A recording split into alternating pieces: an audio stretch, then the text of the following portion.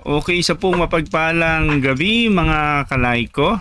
Happy New Year, Merry Christmas pa rin.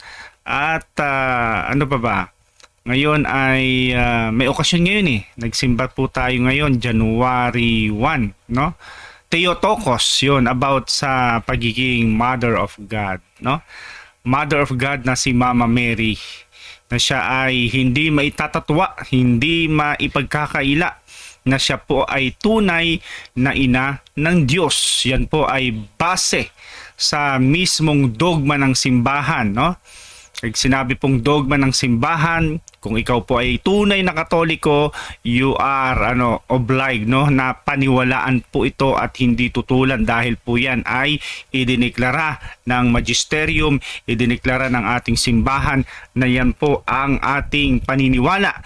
Kung yan po ay ating i-debunk, yan po ay ating hindi tatanggapin, hindi po natin tinatanggap ng buong buo yung ating pananampalataya bilang Katoliko. So, Theotokos, Mother of God, ina ng Diyos.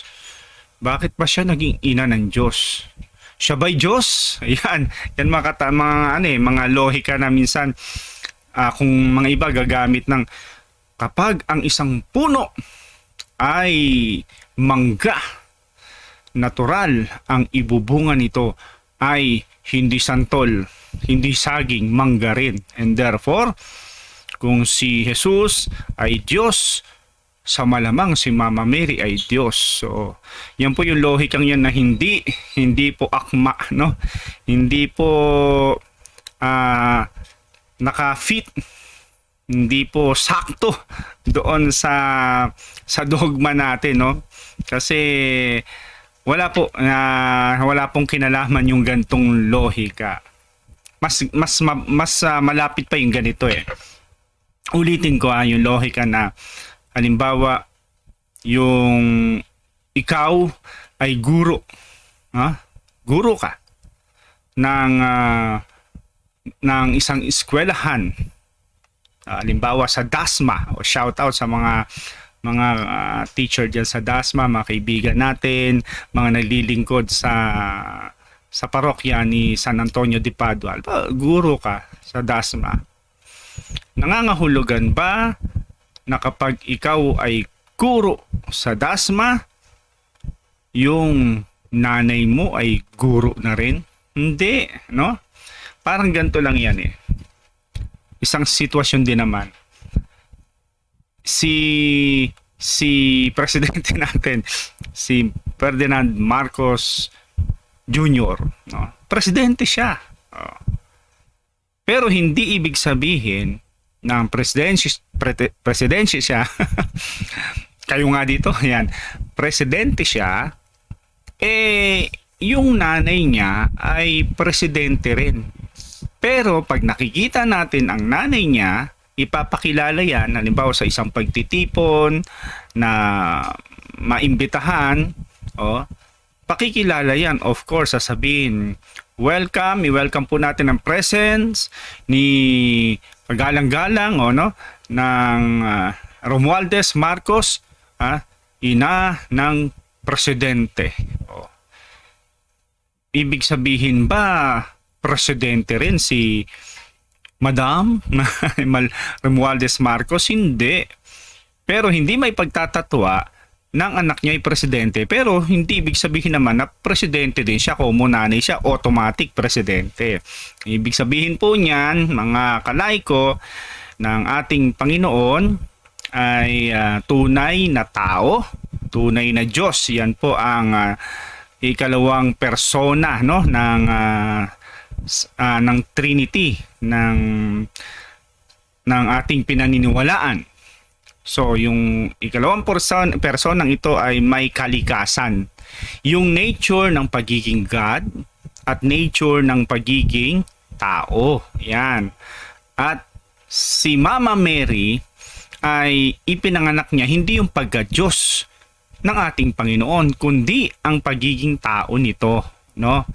Kaya ang ating Panginoon ay nanay niya talaga si Mama Mary, kaya siya ay ina ng Diyos. Yan. Hindi po natin pwedeng iitanggi yan at napakalaki po talaga. Kung mag-aaral pa tayo ng maigi, wag ho po nating babaliwalain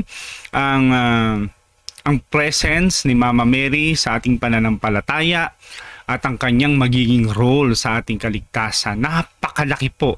Kaya kahabag-habag, yun ang maaari ko nang masabi, kahabag-habag yung mga tao o Kristiyano na pinapawalang halaga yung nanay ng ating Panginoon, na mismong ang ating Panginoon na nagpapahalaga sa kanyang ina at maging ang Diyos ay siyang nalugod kay Mama Mary, na tayong mga iniligtas lamang ay hindi magbibigay ng kaukulang pagpapahalaga kay Mama Mary. Ha? Malaki po ang role po ni Mama Mary sa ating salvation. Well, in fact, ito ay sinasalarawan doon sa ilang mga tagpo sa Biblia na kung paanong kumikilos yung nanay natin.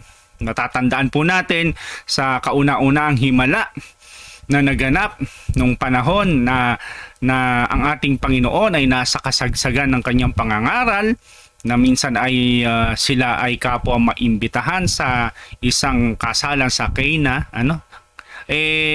kinapos nga itong handaan ng alak, ngunit ang sabi ni Mama Mary doon sa mga lumapit sa kanya, tinuro niya ang kanyang anak, do whatever he tells you. O, lumapit kay Mama Mary, at si Mama Mary naman ay nagbigay ng instruction, isang specific instruction na kung susundin natin ay tiyak na magkakaroon ng positibo at magandang resulta. Paglapit kay Mama Mary, may instruction, gawin mo ninyo kung ano ang sasabihin ng anak ko. At ang ating Panginoon ng panahong yon ay sa totoo lang hindi pa ito napapanahon na dapat siya ay magpahayag o magpakilala ng kanyang pagkakakilanlan. Yan, ha?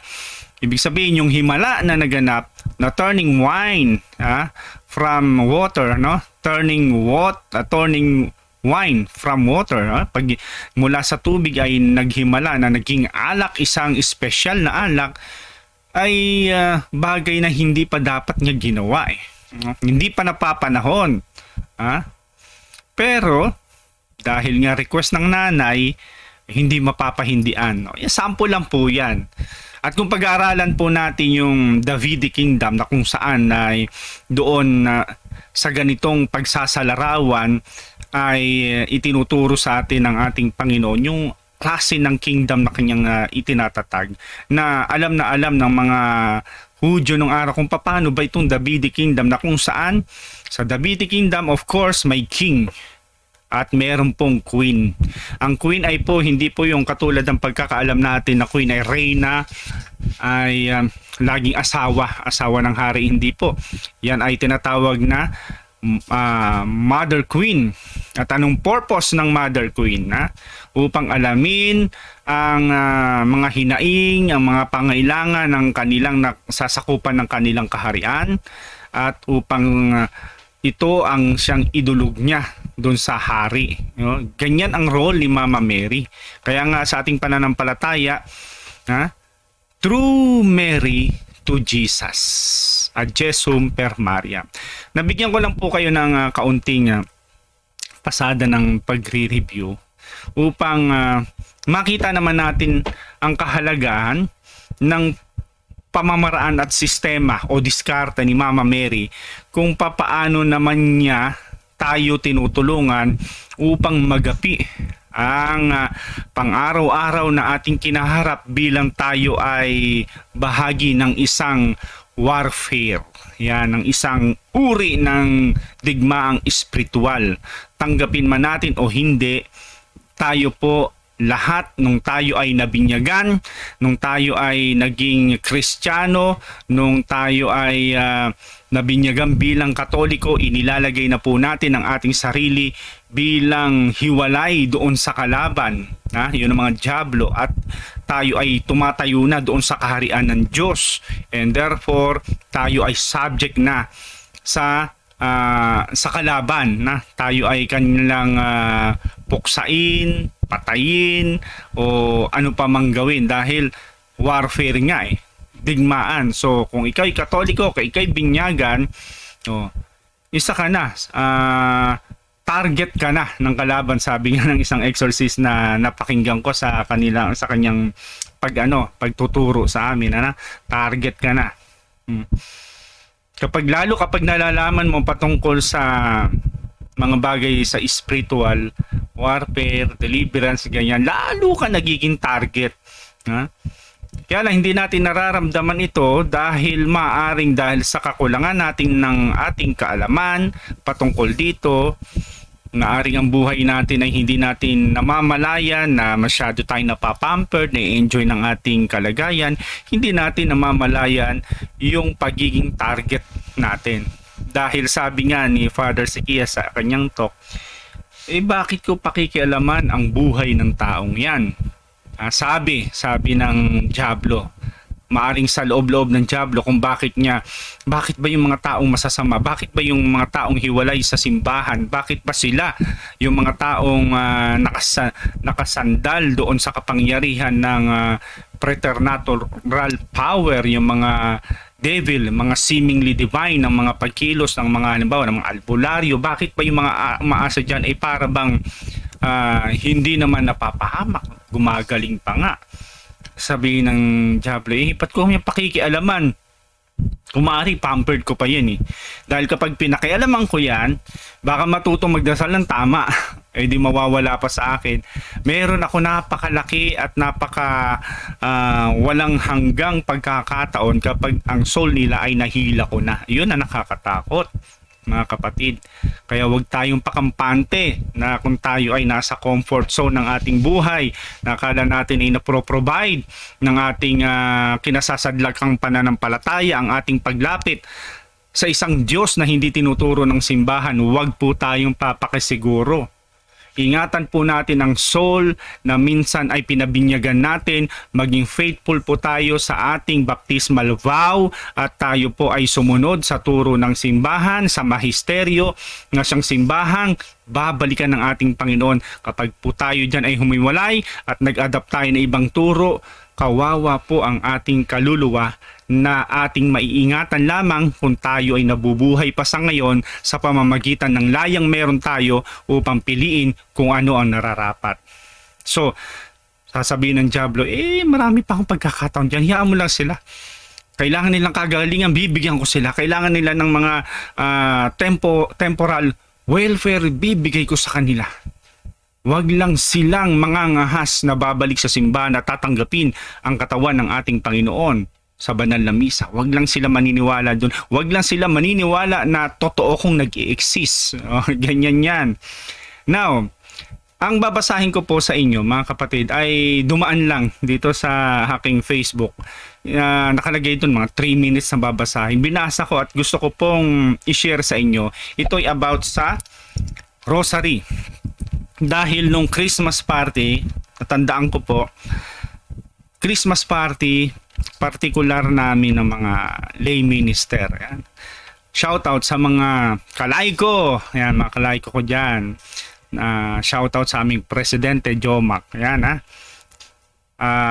kanyang binanggit na habang kami ay nagsasalo-salo na mayroong favor na ginawang aming pare. Hindi ko de-declare, ayokong pangunahan ang ating presidente, pero napakaganda po nito na magiging daan ito upang yung mga planong magaganda ay maisakatuparan, yung mga plano patungkol sa lay minister. At sana nga dito yung hindi lang yung magkakaroon ng Bible study, magkakaroon marahil ng mga pag-aaral ng apologetic, kundi yung pagpapahalaga sa mga devotion, lalo na sa rosary.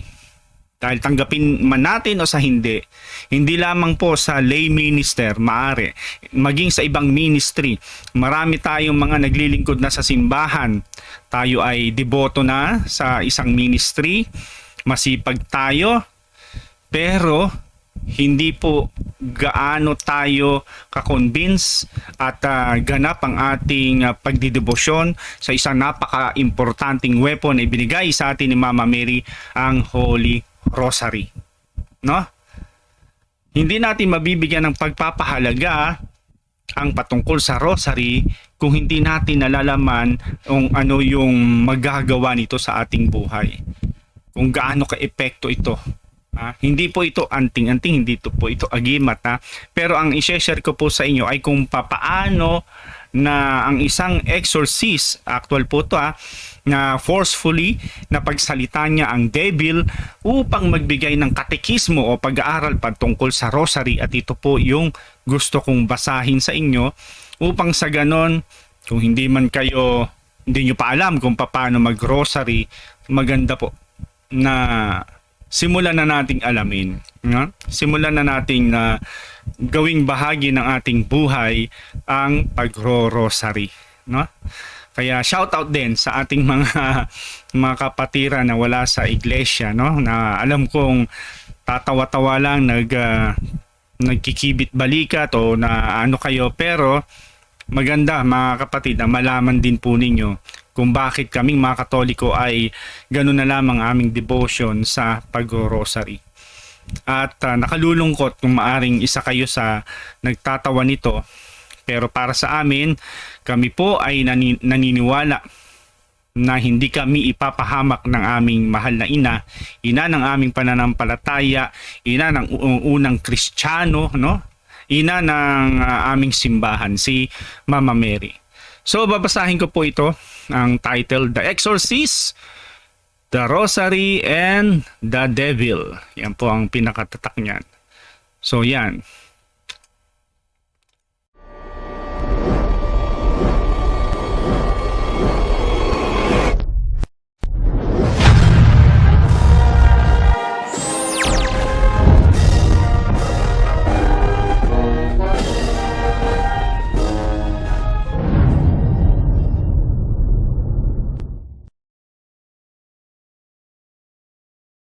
Okay, salamat mga kalayko sa inyong pag-iintay. At ang inyong pag-iintay na to ay kung inyo pong pagninilayan tong ating babasahin ay malaking bagay, biyaya po para sa atin. Biyayang aral sa atin, The Exorcist, The Rosary, and the Devil. It happened last October 7th in Milan, Italy. Don Ambrogio Villa, siya po ang exorcist priest of the Diocese of Milan, forced the devil Beelzebul during the exorcism to confess to the spiritual secrets of Holy Rosary. Sabi ni Don Ambrogio, Don Ambrogio, isang exorcist, sabi niya, nanalangin siya, O Virgin, pertaining to Mama Mary, today is your feast, that of the Holy Rosary. I would like this Beelzebul, during exorcism yun. So pinangalanan niya na yung spirit na naka-possess doon sa victim. Sabi niya, I'd like this Beelzebul to give us a catechist on the Holy Rosary. So I ask you, Madonna, again, pertaining to Mama Mary to, Madonna, we have already heard about catechists, but today is a special feast. I ask you that for a few minutes or for many minutes, he be forced by you to speak out or to speak about the Holy Rosary. Therefore, with Mary's permission and by the order of heaven, I command you to speak to us about the Holy Rosary and its power against you. In the name of God, I command you to speak. Speak well in a clear Italian. And tell us many things and beautiful things. Speak in correct Italian. Inutusan niya mismo si Beelzebul na magsalita, magbigay ng tamang aral, pagkaunawa tungkol sa rosary. So dahil ito'y isang pag-uutos sa pangalan ng ating Panginoon, ang devil ay walang magagawa kundi sumunod. At ang sabi ni Beelzebul, eto, that crown, ibig sabihin yung rosary, destroys me. You see? At sabi ni Don Ambrosio, speak better. Nakulangan pa siya. Speak better in correct Italian. You are capable. Go ahead. Kaya mo na yan. Magsalita ka para maintindihan natin. Sabi ni Beelzebul, every Hail Mary blows my mind. You see? Every Hail Mary. Ilang Hail Mary meron yung ating nire-recite na yan? Ilan? Ilang beses mararamdaman ni Beelzebul yung sakit na nararamdaman, sakit ng ipin, ang hirap na, di ba? Pero ito, it blows his mind. Sabi ni Don Ambrosio, speak without me having tell you. Magsalita ka na nang hindi ko na kinakailangan pa na utusan ka. At ang sabi niya, Our Lady wants you to tell us the power of the Holy Rosary against you. Yung aming ina, Our Lady, gusto niya na magsalita ka kung gaano kalakas ang kapangyarihan ng banal na rosaryo laban sa iyo. Yan. Babalatan talaga dito si Beelzebul At sumagot muli si Beelzebul, ito ay simpleng panalangin, sabi niya, na hindi ginagawa ng karamihan. Maraming nananalangin, maraming Christian, marami tayong pamamaraan ng panalangin, pero ito, simpleng prayer lang. Ang description niya, simple nga lang. Bakit? Yun at yun din naman, di ba? Paulit-ulit niya, sabi ng iba. No? Akala ng iba, yung paulit-ulit ay walang kabuluhan. Walang saysay. Meron pa bang hihigit na mas may kabuluhan kapag ang isang panalangin mo ay hindi lang nakapagbibigay kaluguran sa Diyos Ama, pagkos ito pa ay tahasan nakapagbibigay ng pasakit doon sa dyablo? Yung ba ang walang kabuluhan? Repetition, vain repetition. Ito, dyablo na mismo nagsasalita, mga kapatid. Sabi niya dito, simple prayer, pero hindi naman ginagawa ng iba. Kasi mga iba, mga flowers, kung manalangin, ang gagaling, yung mga ngaral. Talagang consistent, Ang ganda ng pagkakalatag ng mga wordings, pagkakalapat ng mga salita, na pat yung mga nakikinig ay tila ba yung kanilang mga emosyon ay mahahawakan at madadala sa isang panaghoy. Mga kaya nag-iiyakan, Ama, patawarin mo sila. Bakit saan tayo mapunta nito? Ayan. Ipaghigan. Ayoko. Ito, tuloy na lang natin, It's a simple prayer that not everyone does. But the one who makes it is united to the life of Christ and Mary. Pero yung nananalangin na ito ay nagkakaroon ng pagkakaisa, nabubuklod doon sa buhay ng ating Panginoon, which is Christ at si Mama Mary. And it blows my mind to hear that refrain, dahil nga kaisa, united, yung nananalangin to doon sa buhay ni Mama Mary at ng ating Panginoon, talagang sabi niya it blows his mind to hear that refrain paulit-ulit. I can't stand it. Di ko na to matiis. I also get annoyed when people hold it in their hands. Yun, hawakan lang na naiirita na. Talaga? Sige nga. Kayo, na-annoyed ba kayo pag nakita kayo ng rosary?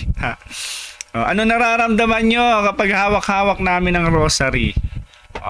Naiinis ba kayo? O parang naiirita kayo? Self-check. Baka mamaya, walking possessed tayo dyan. Kasi tingnan mo, hawak pa lang yan, hawak pa lang yan. Kaya ako lagi kong hawak to Pag tutulog, hawak ko to. Inisip ko parang hawak ko yung kamay ng aking nanay, ni Mama Mary. Basta yung gantong rosary, yung rosaring binigay mismo ni Mama Mary through Saint Dominic. baka ibang rosary yung hawak ninyo na hindi Catholic rosary, ibang kamay yung hawak ninyo. Ayan po yan, sabi ng Diablo. Na-anoint po siya. So, siyasatin natin ating sarili pag may mga tao na may hawak na ganito, o kaya minsan na dahil sa kanilang pagdi-devotion, sinusuot nila, pero hindi kung sinusuot, hindi na dinadasal, hindi natin mahahatulan yan, hindi natin mahuhusgahan yan. Malay mo dahil sa kanilang sobrang pagdi-devotion at proudly na ipinakikita yung tatak ng ating pagiging Katoliko. Kaya nga merong isang Easter night, meron siyang pinopropagate yung carry, hand carry rosary, no? Yung basta sinusukbit dito sa sa tagiliran, no? Meron tayo niya, no? Yan ay upang I'm proud to be a Catholic, I'm a Catholic, no? Hindi para ipagyabang na banal ako, hindi. Gusto ko i-propagate ang rosary. Yan po ang ibig sabihin niyan. Naiiritan demonyo diyan, no? Kaya kapag yung nakikita ng rosary, medyo siyasatin natin, medyo maano ka muna, dapat mapag-isip-isip ka. No, tuloy natin. I can stand it. And he is also get annoyed, sabi nga ni Beelzebul. Even when they are not praying. Yan ang sinasabi ko. Hawak lang, hindi pa ito dinadasal ng isang faithful. Hawak pa lang. Kaya nga yung mga di ba? Yung mga pare Dominican nakatali sa kanilang bewang, yon. Naiirita na sila doon. Hindi dahil sa ito'y anting-anting. Ayan po, lilinawin ko lang. At sabi niya, but she loves this prayer. Sabi, I can't, pero mahal niya ang panalangin ito, yung nagsosuot na. Hindi yung display, hindi ilalagay sa sasakyan, hawak-hawakan lang. O yan yung ginagawang anting-anting. Pero kung may devotion ka, talagang dinadasal mo yan, hawakan mo yung crucifix, walang masama. It is not for us para humatol sa inyo. Pero sinasabi ko lang, kapag magkakaroon kayo ng devotion, ikwintas man ninyo ito, ilagay natin sa bewang ito, ilagay natin sa sakyan, ilagay natin kung saan, dapat meron talaga tayong tamang devotion at dinadasal natin po ito na may kalakip na pagtitiwala at paniniwala doon sa mga pangakong nakakalakip dito ni Mama Mary mismo. Okay? Sabi ni Don Ambrosio, continue. Sabi ni Beelzebul, and he who prays it in the family, has special protection from her. Yun, napakaganda, no? And he who prays it in the family has a special protection from her. I can't go into that house. Gusto nyo ma-shield yung house ninyo ng mga infestation, mga devil? Pray the rosary together with your whole family. Kaya yan nga ang pinagsisikapan po natin sa ngayon na unti-unti. Bagamat hindi naman natin may tatanggi, lalo't sa kapanahunan ngayon, ang hirap i-propagate ng isang bagay na hindi na kinasasanayan na ginagawi sa ating kapanahunan ngayon, lalo na ng mga kabataan. Kahit pa nga nasa Catholic school, no? Kung hindi tayo mga magulang ay susundutan natin ng tamang pagpapaliwanag, yung paaralan, eskwelahan ay hindi po sapat yan. Kailangan po ng tulong natin sa pamamagitan ng ating gabay at pagpapaliwanag kung bakit itinuturo ng Catholic school yan, kahalaga ng rosary. Tayo na nasa bahay, gawin natin ang ating tahanan bilang isang domestic church. Extension ng simbahan na una't higit sa lahat, mas secured natin yung faith ng bata upang ito'y lumaking hindi ignorante sa kanyang pananampalataya at maging tapat doon sa baptismal vows na siyang pilit na sisirain ng kalaban dahil ang kalaban ay napakatalino upang malin lang ka. Pero kung magandang pundasyon mo, bata pa lang, although merong tinatawag na resistance yan, tiyagain lang sa tulong ni Mama Mary, no? Ay walang imposible na darating ang panahon na sila man ay magkakaroon ng tamang debosyon sa rosary. Basta simulan mo. Ayan. Kinakailangan na humakbang ka. One step leads to another. So yan, sabi niya, kapag ang family daw, hindi niya mapapasok yon, no? Sabi niya doon na hindi niya mapepenetrate yon kapag nagdadasal tayo, no, nito. At sabi pa niya, I have not been given permission because the power of the Holy Rosary in the family crushes me. Wala siyang rights, wala siyang pahintulot doon na makapasok. Ang ganda, ulitin po natin. And he who prays in the family has special protection. Kapag nagdadasal kanto individual, may protection pa. Pero kapag buong pamilya, special protection. I can go into that house. I have not been given permission because the power of the Holy Rosary is the family crushes me. Tutukan natin yung sinabi niya. I have not been given permission. Who can give the devil a permission to enter, to penetrate in your house? Bakit ba nakapapasok yung devil sa bahay natin? Ibig sabihin, hindi siya makakapasok kung walang nagbibigay ng pahintulot. Pero kapag ang pamilyang ito ay walang alam, ignorante sa kung anong merong bagay siya na pwede pala siyang magbawal at hindi magbawal sa kanyang nasasakupan ng mga pagkilos ng kalaban, ay talaga mapepenetrate po tayo.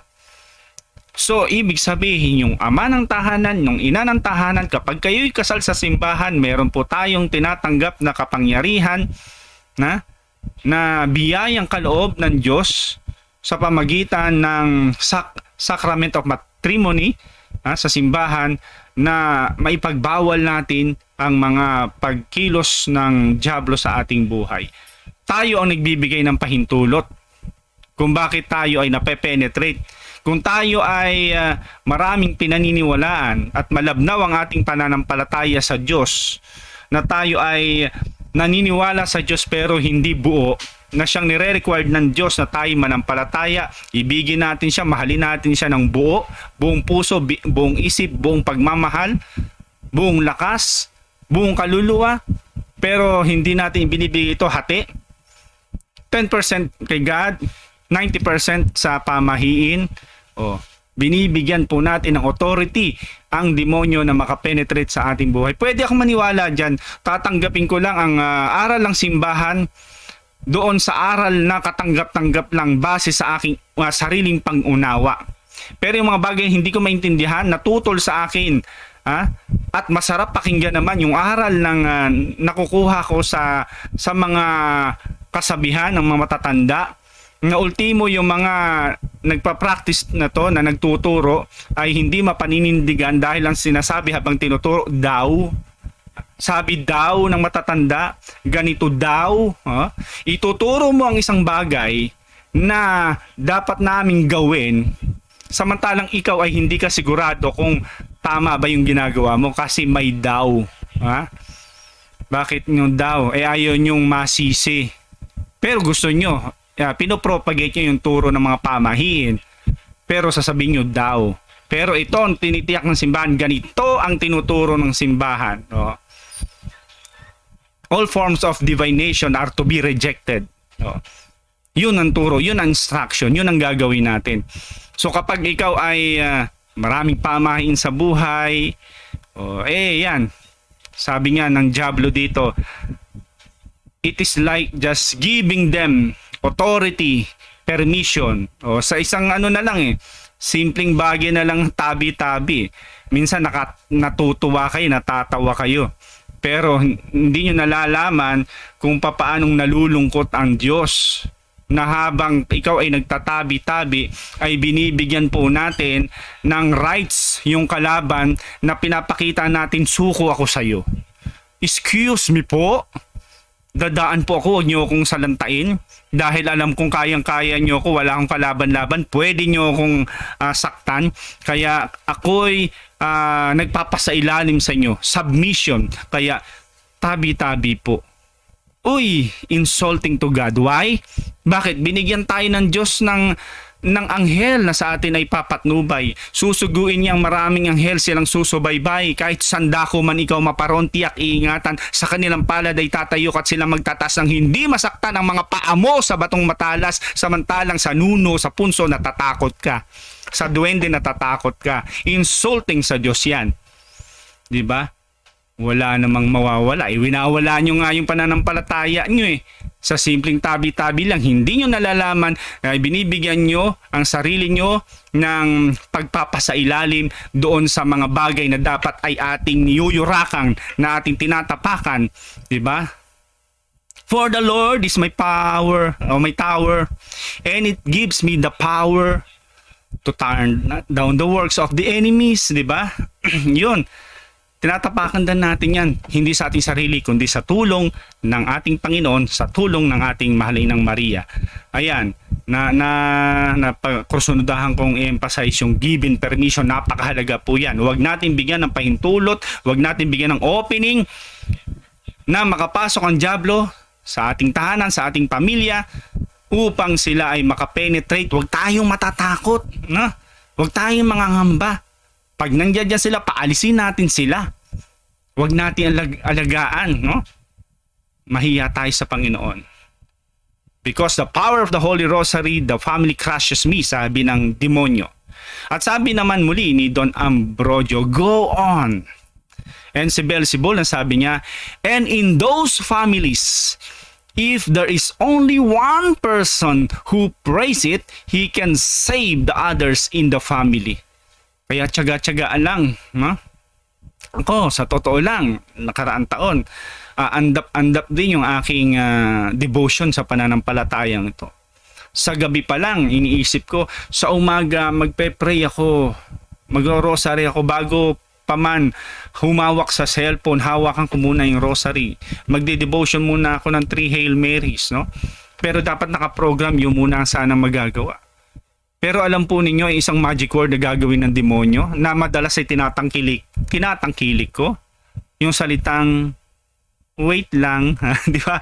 Tsaka na muna, mamaya na, later, hanggang sa later, tapusin ko muna to, ito muna unahin ko, ay mamayang gabi na, mamayang alas 3 na, mamaya pagtulog na, pag malapit sa pagtulog, last chance na to, kinakailangan makapag-rosary ako kahit isa. Habang niro-rosary na, antok-antok ka na, pinaghihili ka na. Wala na, hindi mo na matatapos. Pero sabi ng demonyo, isa man lang, no? Kaya mag-devotion tayo nito, mga kalaiko. Isa lang. At mapoprotektuhan na ni Mama Mary ang buong pamilya. Dahil hindi siya papayag na mananatiling ikaw lang ang siyang magkakaroon ng pagpapahalaga sa rosaring ito. Sooner or later, ay makakasama mo rin silang nagro-rosary ng may buong paniniwala, pananampalataya. Bakit? Mararamdaman ang pangako ni Mama Mary. If there's only one person who prays it, he can save the others in the family.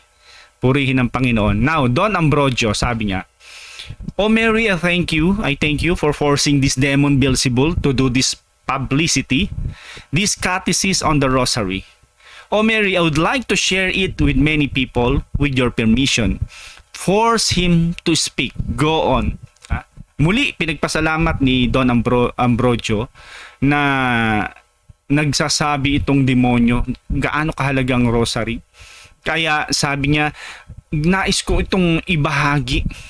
Nais ko itong i-share. Kaya sa iyong kapahintulutan, kung magsasalita itong demonyo pang ito, ni Beelzebul na ito patungkol dito, ibabahagi ko talaga.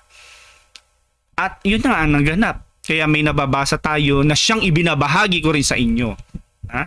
Kaya nakikiisa tayo dito kay Don Ambrogio para sa kaluguran at katuwaan ni Mama Mary. Ang sabi niya, sabi ni Beelzebul, her favorite mysteries are those of the Passion of Christ. Yung nandun yung mystery na siyang makikita mo dito, yung paghihirap ng ating Panginoon mula dun sa agony in the garden, no? Tapos yung crowning of thorns, Yung hanggang sa siya ay mapako. No? Yun yung paghihirap ng ating Panginoon. Favorite po, mysteries. For there is the salvation of mankind. For there is all the salvation of mankind. Yun ang napaka paborito dong mystery na ni Mama Mary at ng nagdadasal, no? At alam ng diablo na yun ang siyang makakapekto sa kanya talaga. Sabi ni Don Ambrosio, and the glorious are not, na? Sabi naman nung diablo, also ganun din. Continue, sabi ni Don Ambrosio. Beelzebul, sabi niya, but to whomever recites the rosary, I come to disturb him. Yan, nararanasan natin. Whoever attempts o whoever recites in the midst, ito kadalasan marami makarelate nito. Kahit na prayer warrior ka pa, dumadating ang pagkakataon na sa kaligitnaan ng ating pagro-rosary may tatawid sa isipan natin na walang kinalaman sa ating pinagdadasal, makaka-distract, makaka-disturb doon sa pag-focus natin sa kung anumang mystery na ating pinagninilayan habang tayo ay nagro-rosary. Distraction. O kaya makaka-feeling tayo ng tiredness. Ba't ba hikab ako ng hikab? Pero pagkatapos ng rosary, parang na-revive ka, ang sigla-sigla mo. Pagkilos ng kalaban, we are on attack nun. Kaya it's normal. Mas lalo tayong manalangin. Bakit? Kasi alam natin na umi-epekto ito. Dahil kung ito'y wala sa diablo, okay lang yan. Go on. Gawin nyo yan. Walang bagay yan sa akin.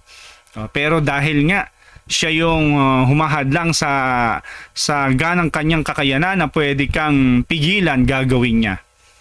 Sabi, but whomever recites a rosary, I come to disturb him. How?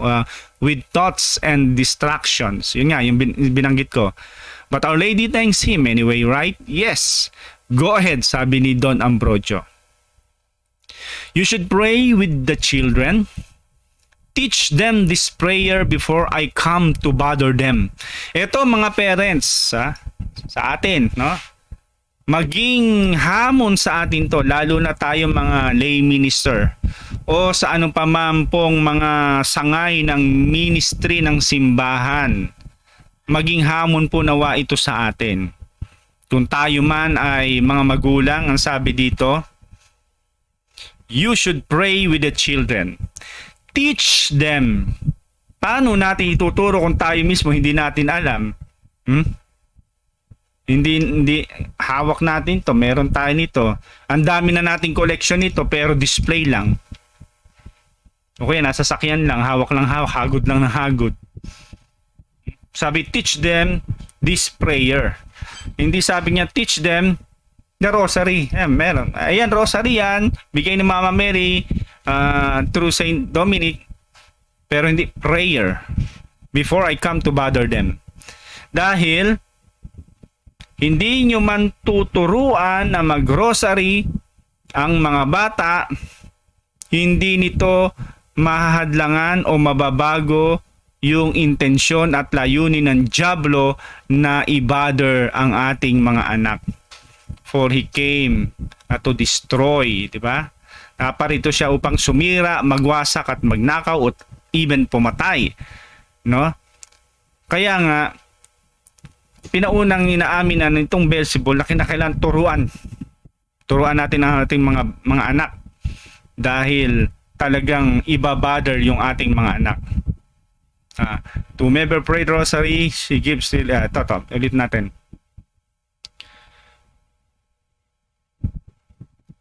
Because afterwards, I steal their purity. Yan. Ang unang nanakawin ng diablo, ibig sabihin, doon sa mga innocent na ating mga anak, mga bata pa, na dapat ang mga bata pa ay hindi nagkakaroon ng anumang bahid ng karumihan sa kanilang isip. Purity. At chastity. Dapat innocent yan sa mga gawaing hindi tama.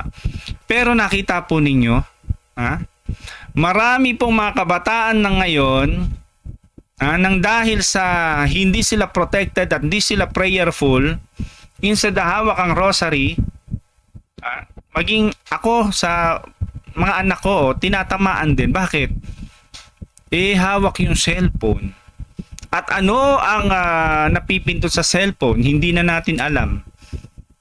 Wala na tayong panahon para alamin. Yung mga bagay na hindi natin na-control, pero kung matututo sila mag-rosary, si Mama Mary ang magko-control sa kanila. Si Mama Mary ang mag-i-inspire sa kanila na wag mong pindutin yan, wag mong puntahan yan, walang bagay may tuturo sa iyo yan. Tingnan mo yung mga non-prayerful, walang rosary, unprotected. Kung ano-ano may matututunan sa mga TikTok. Nasisira na ang tuktok. Hindi lahat pero mostly. Tingnan mo mga kabataan. Masasabi ba natin na yung purity niyan ay nananatili pa sa pagiging innocent? Tayo nga mga adult, nagiging victim pa niyan What more yung mga kabataan? Kaya nga, sabi dito, turuan natin. You should pray with children. Dahil i-steal niya. Ang ninanakaw ng dyablo ay yung merong tayo. Ang isang bata ay merong purity po yan. Yung purity niyan ang nanakawin at papalitan ng malicious mind. Kaya nagkakaroon na ng kadumihan sa isipan. At to the worst, dahil sa curiosity nagagawa na nila mga bagay na hindi dapat magawa. 'Di ba? Dahil nako-contaminate, nakakapag-penetrate ang dyablo, turuan man natin o hindi ng rosary, igigiit pa rin ng dyablo ang kanyang layunin na sirain, kunin ang purity sa isipan ng bata. Might as well turuan talaga natin. That is, mothers should pray it for the children. Dapat yung mga nanay, siya mismo ang magtuturo at kinakailangang ilakip sa intensyon nito na huwag maalis sa bata ang tinatawag na purity. Because I want to destroy the family and the young people. Kapag ang isang bata ay walang punla ng tamang pananampalataya, aral sa Diyos, kahalagan ng purity, kahalagan ng baptismal vow na kinakailangan ma-maintain natin at tayo ay manatili sa state of grace, na yung mga inaakala nilang ordinaryong pagkakasala ay normal lang. Kapag tinanggap na nila yon, unti-unti, kapag yung batang yan ay nagkaroon na ng sariling kaisipan ko, kontrahin ka na yan. Bakit? Sapagkat ang kanyang pinaghuhugutan ng kanyang katwiran ay hindi na nagmumula na dapat ay magmula sa atin na nakakaalam ng tama. Huhugutan niya yung mga TikTok. Huhugutan niya yung social media. Mamaya ginagamit na against you. Against sa atin. Kaya nga pansinin niyo yung mga bata ngayon, pag-uutusan mo, paggagawa mo ng bagay na tama, para bang kinakailangan obligado ka na ipaliwanag. No? Parang kinakailangan na i-justify mo na ito'y tama. Nagiging legalistic po sila. Hindi yung katulad na nung araw na may ang tao, mga bata, submissive. Ano ba yung mapagpapasailalim sa mga magulang, na kapag sinabi yun ng batas, yun ang gagawin.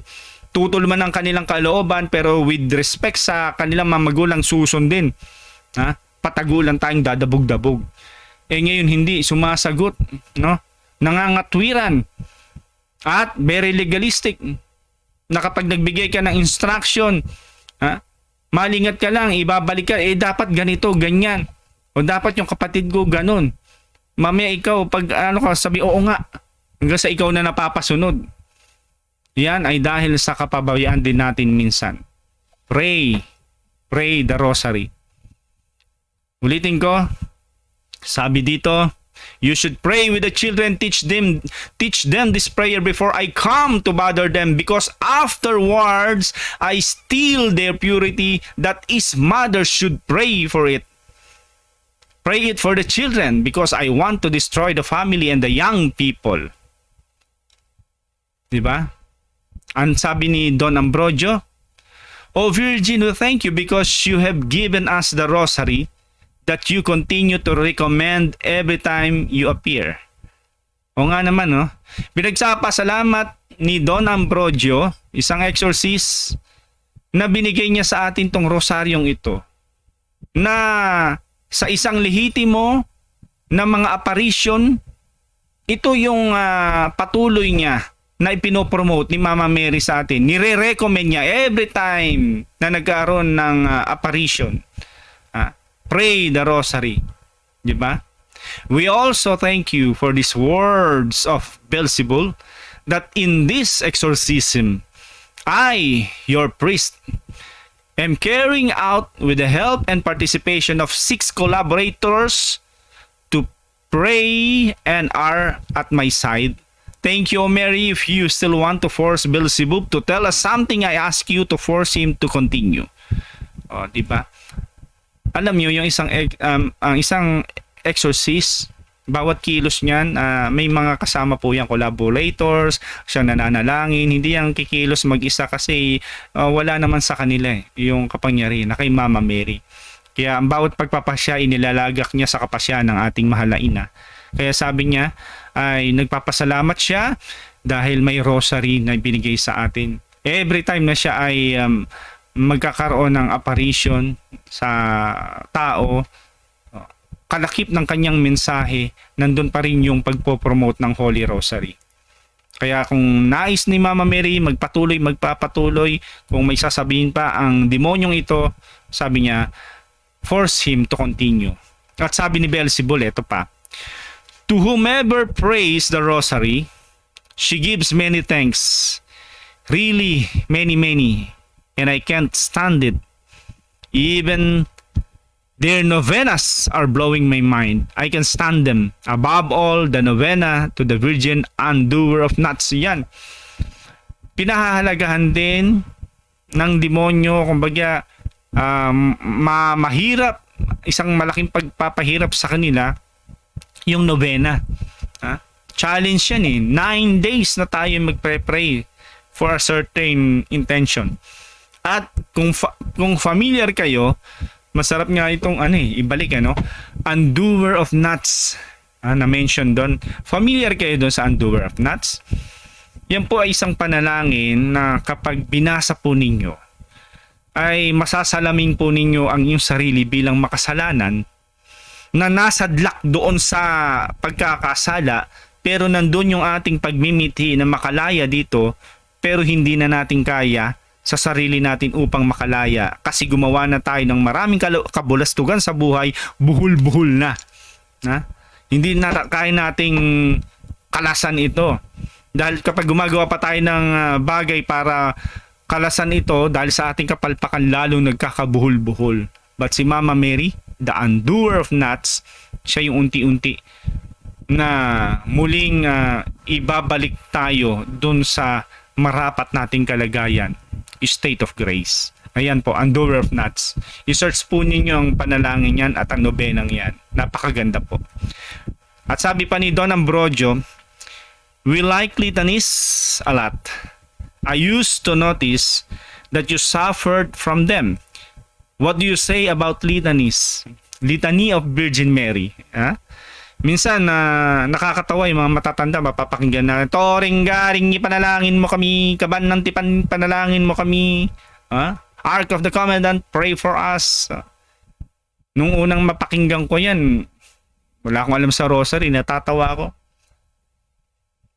Kaban ng tipan, papanalangin, yung nagsasalita ba yun? Toring garing? Kayo alam nyo yun? Mystical Rose, binabanggit ninyo, dapat alam ninyo. Dapat alam natin pala mga Katoliko. At yan ang pag-aaralan natin minsan. Lahat po niyan, Litany of Blessed Virgin Mary, ay tumutukoy sa Kanya. Naglilitanya tayo upang bigyan siya ng parangal. Isang parangal na hindi higit sa Diyos. Isang parangal na nararapat sa Kanya. Ayan. Praise the Lord. Ayan. Yan ang Litany of Virgin Mary. Ano naman epekto nito? Doon sa kalaban. Sabi niya, they crush me. They annoy me. Nakakapag crush daw, ano ba yung nakakadurog sa akin yan. Nadudurog natin, do. Why? Sabi ni Don Ambrogio. Because it is a continuous praise, papuri kay Mama Mary. Napakalaking insulto sa demonyo ito. Alam naman natin ang demonyo is fallen angel. At siya ay malaki ang paninibugo niya kay Mama Mary. Na yung pwesto na kinatatayuan ni Mama Mary ay bagay na kanyang minsang inasam na makamtan, no? At naibigay lang sa isang nilalang na dilit higit na sila ay mas mataas dito. No? Sila ay angel special yan At ibibigay yung ninanasa kong posisyon sa isang nilalang upang ako ay sumunod dyan, lumuhod dyan. No way! Sabi ng demonyo ni Lucifer. Kaya every time na pinupuri natin si Mama Mary, dahil ang Diablo ay walang pagpapakumbaba, ay sakit na sakit para sa kanya yan. Yan ang dahilan. But she deserved it, na. Sabi ni Don Ambrogio, yung mga papuri kay Mama Mary, pag-aaralan natin yan, hindi lahat papuri, yes, lahat ng papuri, parangal, pasalamat sa Diyos, pero yung worship ay limitado lang kasi ang kaalaman tungkol sa iba. Pero tayo mga Katoliko may tinatawag na latria, dulia, hyperdulia, protodulia. Latria ay ang mga papuri, parangal na nararapat sa Diyos, tanging sa Diyos lang. Dulia, papuri na ating ibinibigay, inihahandog, ipinatutungkol sa mga banal, no? Hyperdulia, mas mataas na level ng pagpupuri sa mga banal, na higit pa dun sa mga banal, si Mama Mary. Protodulia, papuri na nakalaan para kay Saint Joseph. Yun. May kategory po kaming mga Katoliko. Hindi ko mo nagpuri, ako sa Diyos lang, mali yan, mali. Kasi ang Diyos namin Diyos ng kaayusan. Kaya maging yung pagpupuri namin meron pong pinaglalaanan po yan. Kaya hindi po marapat na paratangan nyo kami mga Katoliko na kapag nagbibigay kami ng parangal kay Mama Mary ay isa ng malaking issue para sa inyo na pinararangalan na namin, na inakala ninyo na dinodiyos namin. Hindi po. Nagkataon lang na kami ay tagasunod ng simbahan na itinatag ni Kristo na ang Diyos namin ay Diyos ng kaayusan, kaya maging aming papupuri ay nakaayos. Diba? Yan po ang ibig sabihin po niyan. But sabi ni Don Ambrogio about dun sa mga papuri sa Litany of Virgin Mary, but she deserved it. Ang sabi ng Beelzebul, for you, para sa atin, tayong nananalangin, ito yung benefits natin na tayo nakapagpupuri. For you, but is she really your queen even if you don't recognize her or not?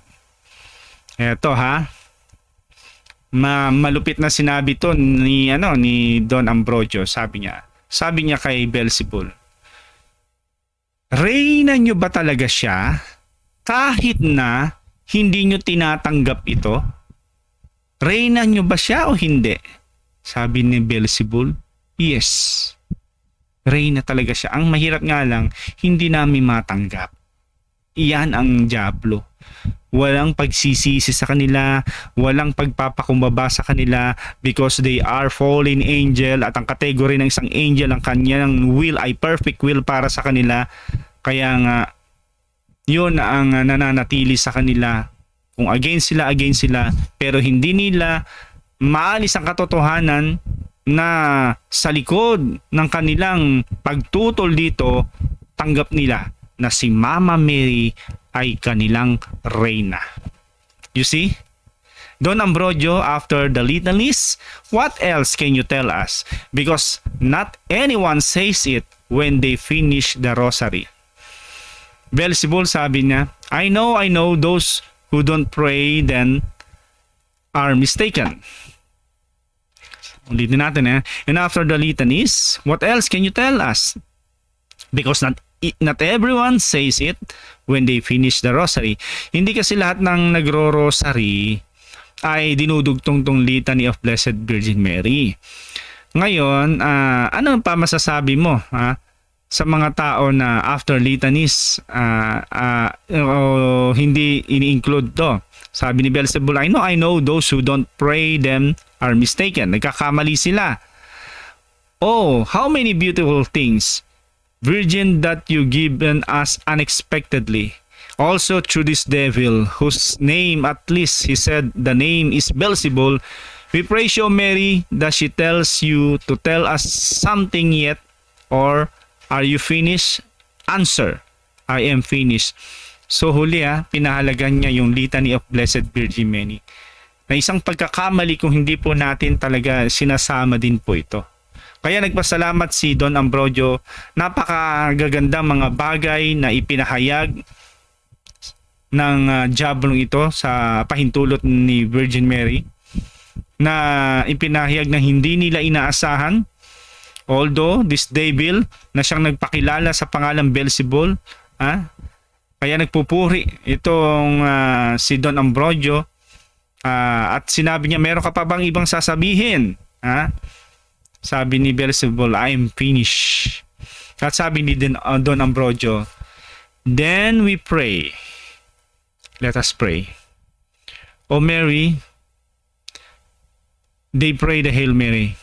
O Mary, on this day of the Holy Rosary, today, October 7, 2019. Kailan lang pala to mga kapatid? 19, 20, 21, 22, 23, 24, 5 years pa lang pala ito. We give you thanks. I am your priest exorcist from Milan. I thank you for this gift you have been given us for your glory. So be it. Amen. Glory to God. Thank you, Mama Mary, sa pagkakataong itong nabasa ko, at sa pagkakataon na anumang oras na ito'y narinig ng aking mga kalaiko at sino pa mang pahintulutan ninyo, na nawa ay mabigyan nila ng pagpapahalaga ang patungkol sa pagdarasal ng tamang rosaryo, upang sa ganon ay kami man ay makabahagi sa pagpo-propagate nito bilang kaisa sa layunin ng mga lahat ng mga faithfuls mo, katulad ni Don Ambrogio, na naghihikayat sa lahat na tayo ay manalangin ng banal na rosaryo. So, yun lamang po. At sa bilang pagtatapos, nais kong banggitin ang sinabi ni Father Gabriel Amort, Chief Exorcist of the Vatican. Anyone who goes to Mary and prays the rosary cannot be touched by Satan. It's our choice. Ad Jesum per Mariam.